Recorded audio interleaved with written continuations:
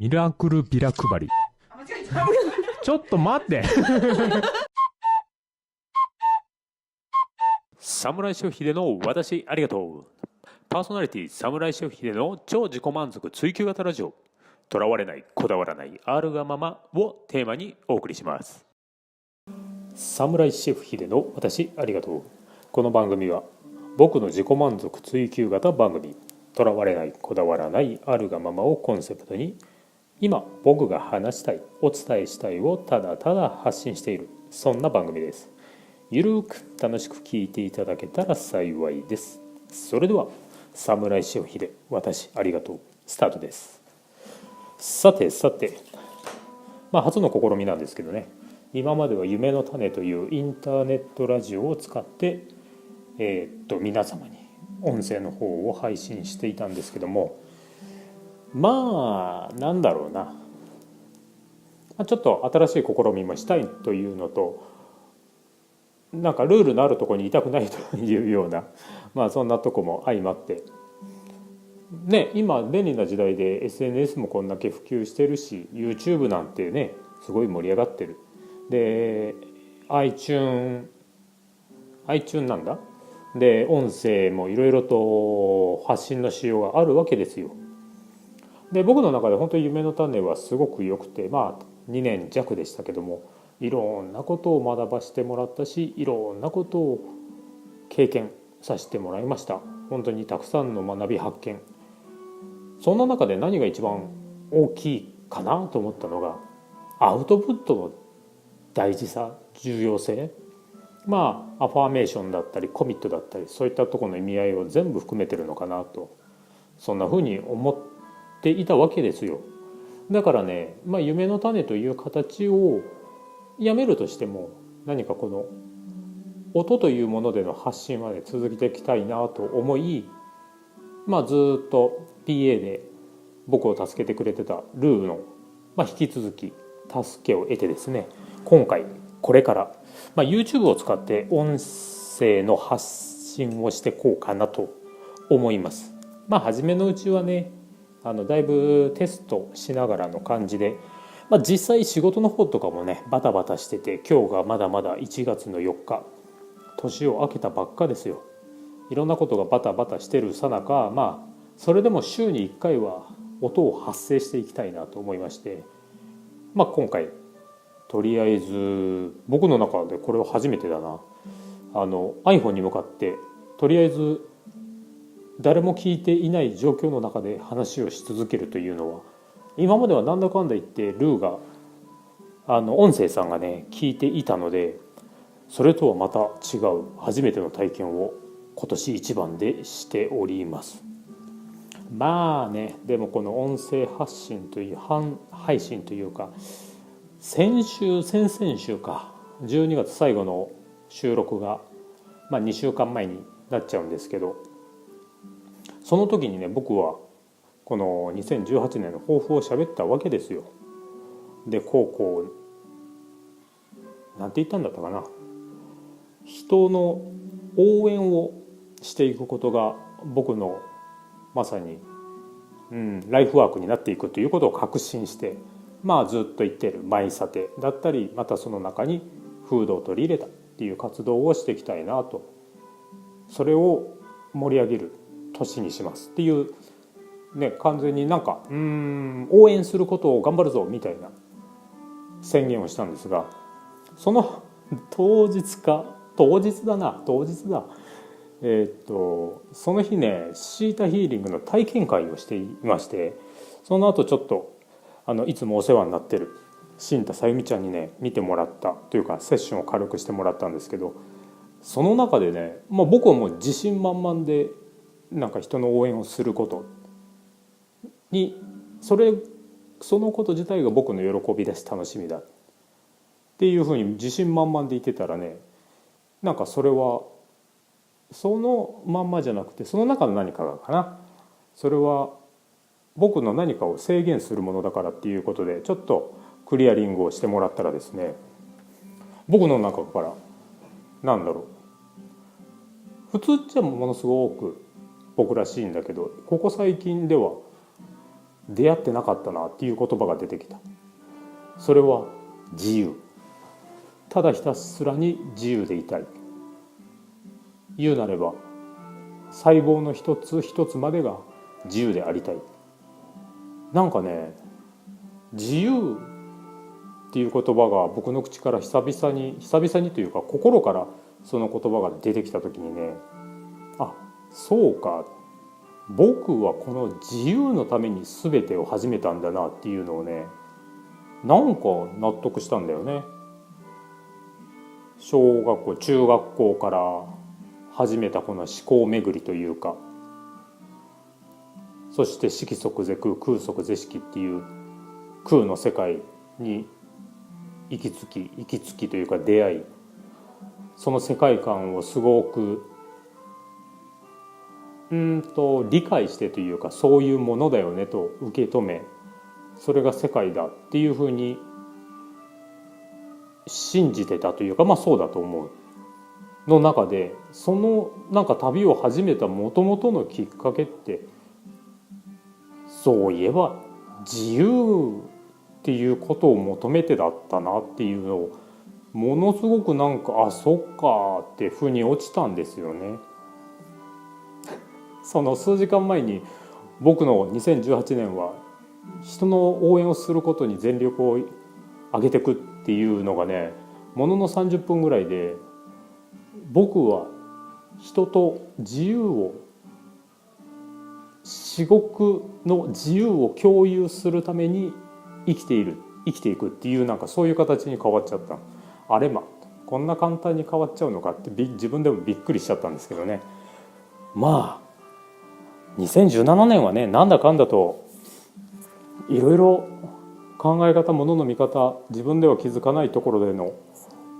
変化っていうのをね、シータヒーリングからたくさんもらったね。最後の最後にもそんな自由という言葉、本当に心の底から自由という概念に欲してたんだっていうことを思い出させてもらってね、なんだかいろんなことがこう満たされたと言ったら、これもまたねストップになる、制限になっちゃうらしいんで、満たされたというよりは準備が整ったっていうのかな。新しくスタートができる準備が整ったなと。精神的にも思考的にも、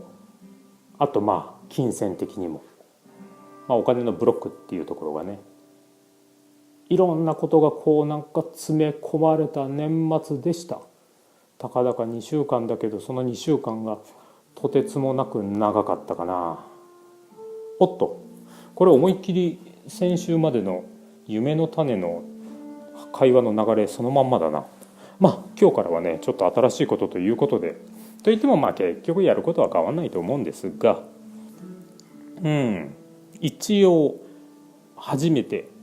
この番組、この僕のおしゃべりを聞いていただける方のためにですね、簡単な説明を冒頭でも説明しましたね。自己満足追求型、ラジオじゃないから番組、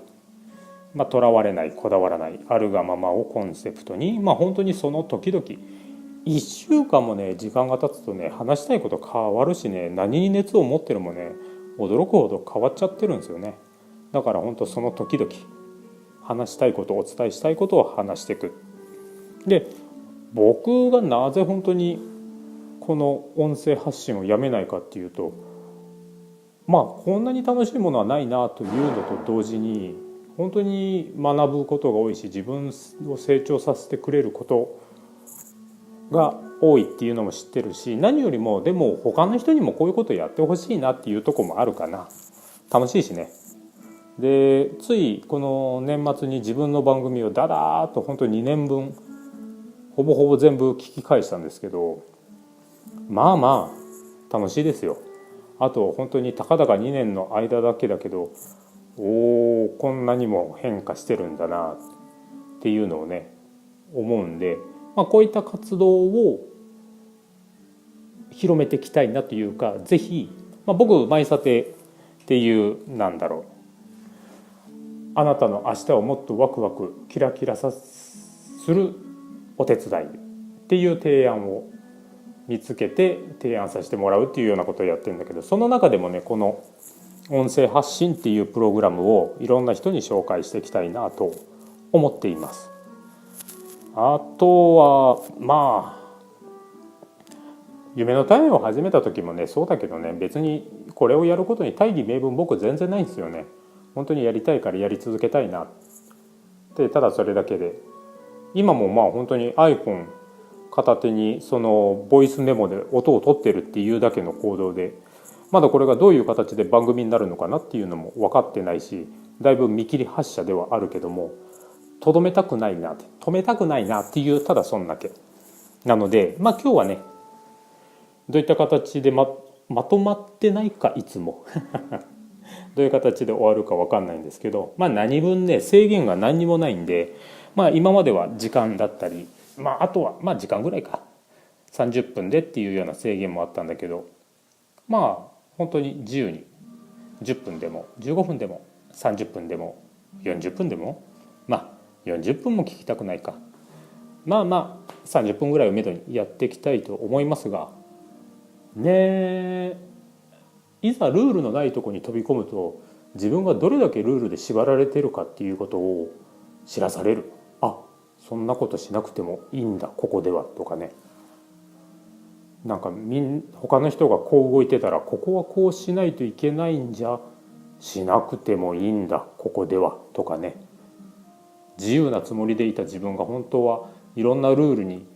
守られてたっていうとそうなのかなっていうところにも気づきますね。まあ自由とは何ぞやっていうところを考えるとよくね考えてたわ。10代の頃で詩にも書いてた。その時の詩ポエムはね、右手に自由左手に覚悟、何だったかな右手に自由左手に覚悟、あなたが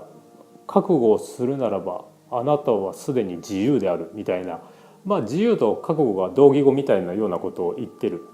そんなポエムも書いてましたけどね。そんな堅苦しいポエムたくさん書いてたな。またどっかから引っ張り出して何かもう本当にそれこそ自分の自己満足で詩集とか作ってみるかな。意外と面白いかもしれない。お店やってる時にね、バイトの女の子がそれを見てすごく褒めてくれたっていうのもあるので、受け入れてもらえる人には受け入れてもらえるかもしれない。まあ発信ってそういうことですよね。万人向けじゃない、受け入れてもらえる人、このメッセージを受け止めてくれる人がいるから発信する。どんな人でも誰だって、そんなとこかな。あなたでもいいんだ。あなたいろんな時に何かを発信する時だったり、やる時に思うこと、僕なんかがっていうのはねあった。僕もこの出張シェフこの前のインターネットラジオをやる時も僕なんかが喋ることあるのかなとか思ってたけど、あなただからあるんです。あなただから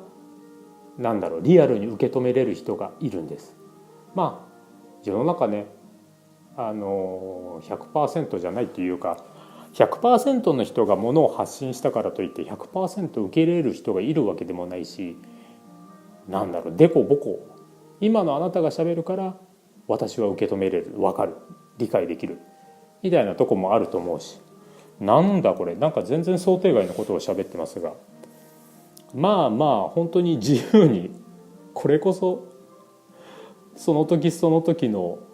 ベクトルに向かってゆらゆらと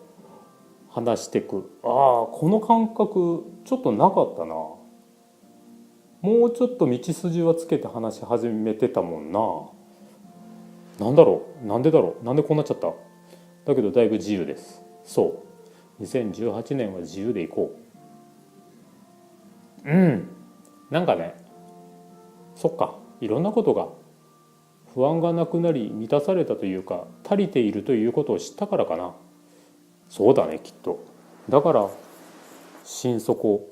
自由を実感できてるのかもしれないし、今後もっと自由を実感していくし。また真面目なこと話し出した。さてさて、一応ねこの番組今回やる前にメモはしたんですよ。何を喋ろうかなって。あった。まあでも大体話したな。2017年僕にとってはね、まあインドネシア行ったり、向こうでクビになって帰ってきたり、こっちでいろいろ振り回されたりといろいろありましたけど、まあそんな中で敷いたヒーリングっていうものの、今までももう何年だ、1年2年、まだ2年か、まるっと、まあ出会って2年、そんな中であったんですけど、今年はねなんかすごく本当にクリアリングきれいにしてもらったなと思う中での学びがいっぱいあった。1年前と違うだろうね、だいぶ考え方が。別人とまでは言わないけど、でもだいぶ違うと思う。まあそんな2017年は学び気づきの年でした。で本当に2017年が終わる間際、年末にいろいろドタバタとありまして、まあなんか静岡のど真ん中で門なしで遭難するとかね、40過ぎた男がする経験じゃないなっていうことをしながら、でもなんかそんなんでいろんなのが畳みかけに襲ってきて、でクリアできて、で満たされたというか、準備が整ったっていう感じに心底慣れて、そうなったらなんかあとはやるだけだなっていう感じなので、2018年僕にとっては実行、そして実感、そして実現の年、全てを現実化する年だと思ってます。まあかっこいいこと言ってるけどねまあでもね、これがどこまでできるか、どこまでなるか。でもなんだろう、欲のない思いというか、欲のない思考は現実化するでしょうね、確実に。そこにエゴが入ってくると面倒くさいことになるんだけど、だから結局やっぱり自分のクリアリング、素直な自分と付き合うことが一番の人生のうまくいく方法なんだろうね。そのためには自分をクリアに、きれいに、かさぶたのないピュアな光の玉のような、そういう存在になることが、なんだろう、本当に赤ちゃんのように純粋に楽しめるのかなと思いますがこんなこと喋るようになったね。まあなんだ、ちょっと内容真面目だな。もうちょっとはちゃけていこう。はちゃけて、まだ時間もそんな経ってないし。そうだね。まあでも今年はどうかな。やっぱりね、なんか仕事っていうものに、仕事をしないといけないっていうことにとらわれてるね。しなくても収入入るし、仕事じゃないことしても収入入るし、っていう感じで、なんかもっと発信していきたいし、やりたいことをどんどんただ単に実行するだけ。自分のやりたいことを、心の言ってることに躊躇なく、遠慮なく、なんか周りの声も気にせず突っ走る。それいいね。できるかな。やるしかないでしょ。そんな、なんか去年もう十分なんかインドネシア行ったり、急に帰ってきたり、そうかと思えば静岡行ったりっていろいろ動きはあった人なんだけど、なんかそれはね、振り回されての動きだったんで、今年はなんか自分発信のイメージはなんか雷のようにあっちゃこっちゃでいろいろやりたいな。そういう行動の年。まあ実行、実感、実現の年ですよ。そうしていきたいと思います。また真面目なこと言ってるね最近の面白いこと何だったかな。最近の面白いことなんだろう、自分にとっては意外とどれもこれも普通だけど、人に言わせると面白いと言ってもらえることはあるな。まあね、この前ね、僕クリスマス、去年のクリスマス24日25だったかな、そのさっき言ったシータヒーリングの体験会の後ですね、そのヒーラーさんたちとちょっと打ち上げというか食事して、僕はお酒飲んで、そこ浜松から静岡に帰る予定だったんですけど、まあちょっと電車駅に行ったら乗りたかった電車が行っちゃって、でちょっと駅で待ってたんですね。でその間にカバンも置いて若干うとうととしてて、で電車が来て電車に乗って、で気づいたらなんかよくわからんところで電車が止まってて、で終電ですって言われて、あちゃーやってもうたと思いながら、駅を出てどっか泊まれるとこをふらふらと探してたんですよ。雨降ってたな、雨のさなかで。そこで気づいたんです。僕カバン持ってない俺、あれ左手カバン何もない俺ってなっちゃってですね、初め電車に忘れたしまったと思って急いで駅に戻って、電車に忘れ物なかったですかって聞いたけど、ありませんでした。でその時は気づかなかったんだけど、後でそうだ駅のとこに置きっぱだっていうようなね。で門なしですわ、財布もカバンの中に入ってたんで。でとにかく用を開けなか用を開けなかんなっていうところで、初めはその駅のどっかでなんとか朝までしのごうと思ったんですけど、なかなかもう12月のクリスマスなんでね、寒いですよ。これはちょっと無理だなと思って、なんか街をといってもそんな街という街じゃなかったら何もないし、お金も一銭もないし、いやついちょっと前にインドネシアでその時もお金全くなく飛行機に乗れるのかどうかとか、向こうに着いて大丈夫なのか俺みたいなのを体験したけど、まさかね40超えて国内でね門なしになってね、夜街をさまようという行動を取るとはね思ってなかった。しかもそれ2日続きましたからね。2日目は今静岡でこっちなんていうんだ、シェアハウスみたいなことしてて、で鍵僕持ってなくて、で鍵持ってる2人がふと「今日何時ぐらい帰ってくるの?」って夕方に連絡したら「今日僕は帰りません」って「2人とも帰りません」とか言いやがって、あれ俺鍵ないから入れないじゃんってことになり、しかもその時まだ僕財布を手元に戻ってきてなかったので、門なしのままですよ。そこはねちょっとそこにいたスタッフに知り合いにちょっとお金を一晩分貸していただいて、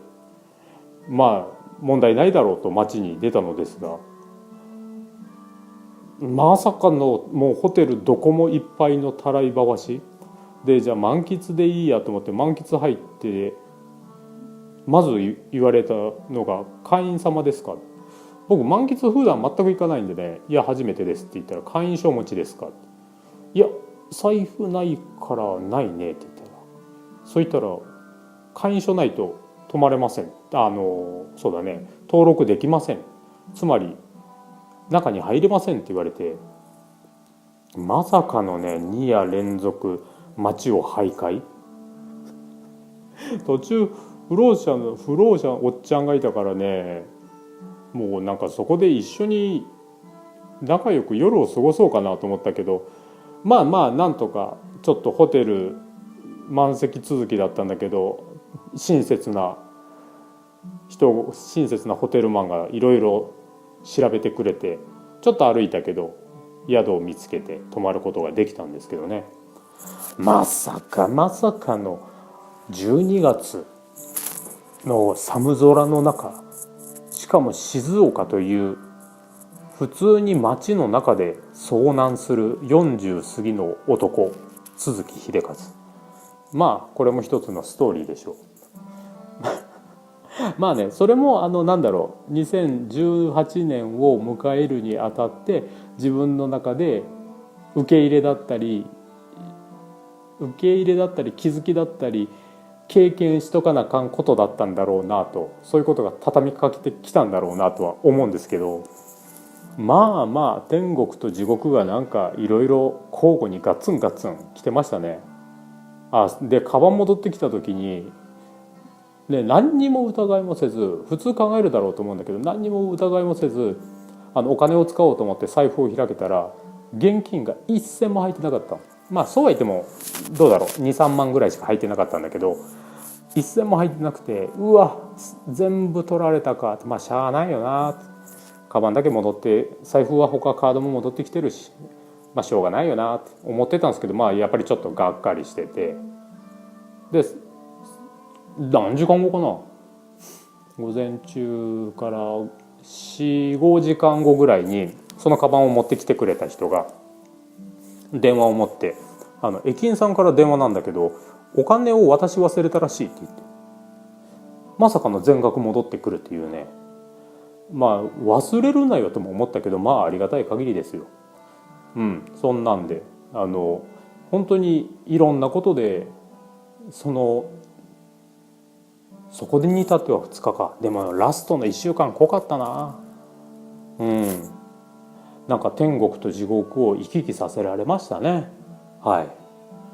でね、お正月年末はちょっとお休みが取れたので久々に名古屋に帰ってほっと仕事のことは一切考えない時間をまあ3日ぐらい過ごすことができたんだけど、やっぱり地元っていいですね。親ってありがたいなってつくづく思ったし、実家ってすごい安心できるなと、なんか感謝に満ちたお正月を過ごすことができました。あれこれ楽しい話になってんのかな。まあいいか。結局終わりはすごく平和に終わり、始まりとしてもすごく良かったという2018年の始まりの話でしたね。なんか新しいことの始めとする内容、新しい回の初回の話の内容としては今までの延長感まるっきりあったけど、延長感丸出しだったけど、まあそれも僕の良さということで、出張秀じゃなくて侍秀だね。まあこの番組になって何が変わったって、ちょっと番組名が変わった程度かな。侍シェフ秀の私ありがとう。まあでも私ありがとうはそのまんま、意外と気に入ってるんですよ。まあ侍シェフ秀どうだろうな、今後海外で料理でまだまだ活躍するかというか、まあ料理も僕の一部だしね、海外も普通にライフプレイスになってくるんだろうなと思うんで、とりあえずこんな名前で、もしかしたら途中変わんないな。そんな感じです。第1回ありがとうございます。今後もね、まあノリはこんな感じですが、定期的にまあ毎週放送していきたいと思いますので、ぜひ次回の放送をお楽しみください。自己の満足を追求しよう。その先には理想の社会がやってくる。ご清聴どうもありがとうございました。それではまた来週。ごきげんよう。